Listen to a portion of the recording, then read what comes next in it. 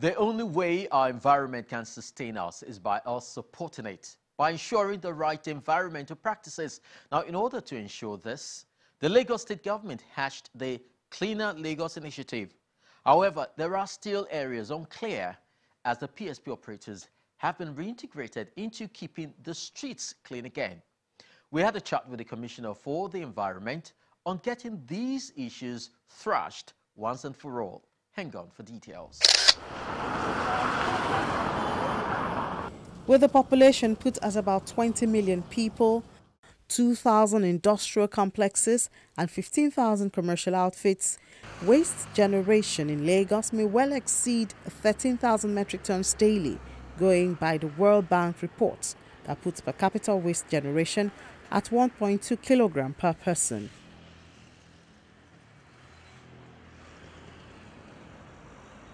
Unfortunately, the handling of the waste generated so far has not been well managed in the city, as the state continues to contend with indiscriminate refuse dump on major roads and street corners.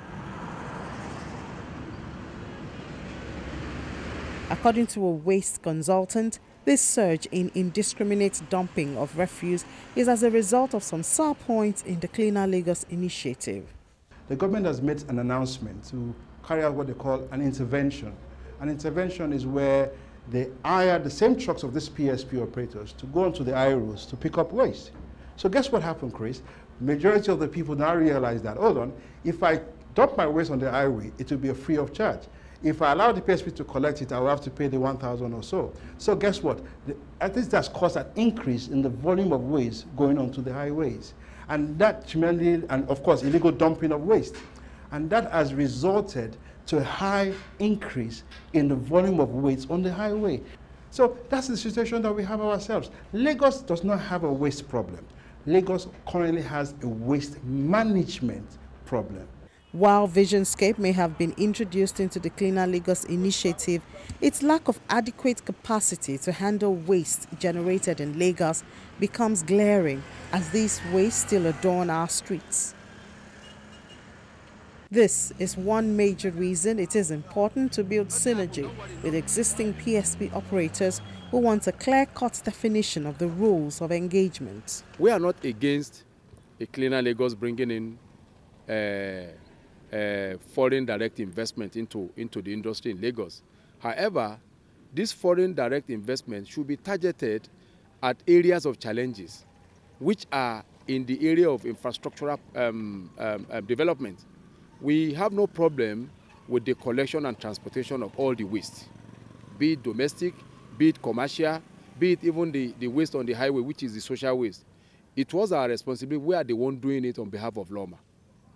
And so we are happy that now there is a clear-cut demarcation as to what all the stakeholders, and I'm talking about the two critical stakeholders now, talking about the PSP and the Visionscape's role are within the Cleaner Lagos initiative. In order to bridge the gap and strengthen waste collection and management in the state, the Environment Commissioner says that the PSP operators are now being engaged. As you are aware, with the Visionscape intervention, we had to sort of intervene that encourage Visionscape to work with the PSPs. And statutorily, Visionscape as a consortium, they give out contracts to the PSPs, and these contracts are reinforced with permits from Loma, serving as a regulatory authority. Talking about saying we have not spoken with PSPs, I must be frank, and like I said, yes, we do have certified PSPs. We have spoken to PSPs that have actually approached us. We have actually spoken with them. We've encouraged them. We've had meetings with them, all right? And it will be nice if you can validate if there is a single PSP that has actually spoken with the ministry, all right, or has called on the ministry, and the ministry had refused to attend to such a PSP. I'll be glad to know. He also speaks on mode of engagement and plans to involve more community development associations. In addition to the PSPs, we also look at it that we are also working with the community development associations. They are the ultimate beneficiaries of the public sanitation services, right? Everybody wants a cleaner environment.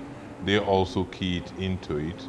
Some of them have actually approached us to say, look, we want to work with this PSP. As long as they are certified, we grant them their wishes, wishes, and at the end of the day, we monitor them. They can complain on the effectiveness. We go on our own, we perform our regulatory functions.